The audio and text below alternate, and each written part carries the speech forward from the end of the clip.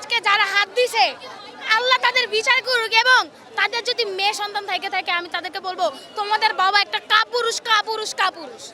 আমরা এখানে শান্তিতে আন্দোলন করতেছিলাম, এখানে নাকি প্রধানমন্ত্রী আসছে তাই পুলিশ আমাদেরকে আটকাইছে। আমরা কি প্রধানমন্ত্রী মারতে চাইছি?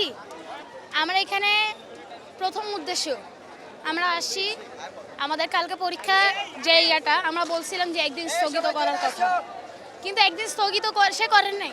আমাদের কোমর সমান হাঁটু সমান পানি নিয়ে আমরা নাকি পরীক্ষা দিতে যাব। পরীক্ষার হলে যখন ঢুকি প্রশ্ন দেখে সবাই ফ্রাস্ট্রেশনে চলে যায়। কারণ কি, একটা হলে কি 100% স্টুডেন্ট খারাপ হইতে পারে?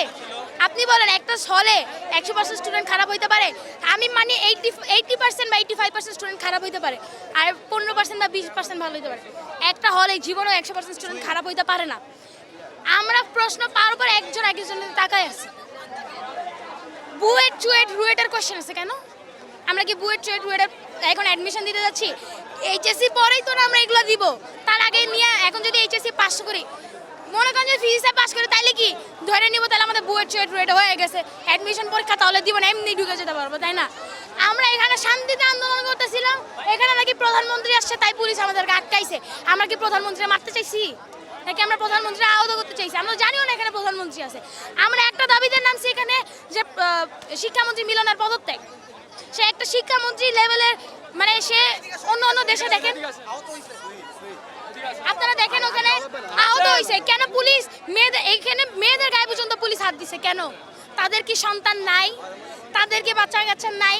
আজকে যারা হাত দিছে আল্লাহ তাদের বিচার করুক, এবং তাদের যদি মেয়ে সন্তান থাকে আমি তাদেরকে বলবো তোমাদের বাবা একটা কাপুরুষ কাপুরুষ কাপুরুষ। এটাই। এই যে পানির মধ্যে যাওয়াটা পরিমাণ পানি, তার কথা হচ্ছে সে যখন স্কুলে ছিল বুক সমান নদীর পানি পার করে সে পরীক্ষা দিতে যাইতো, স্কুল করতে যাইতো। এটা ক্লাস আর এটা পরীক্ষা একই জিনিস না। স্কুল আর পরীক্ষা একই জিনিস না, এটাই, আর কিছু না।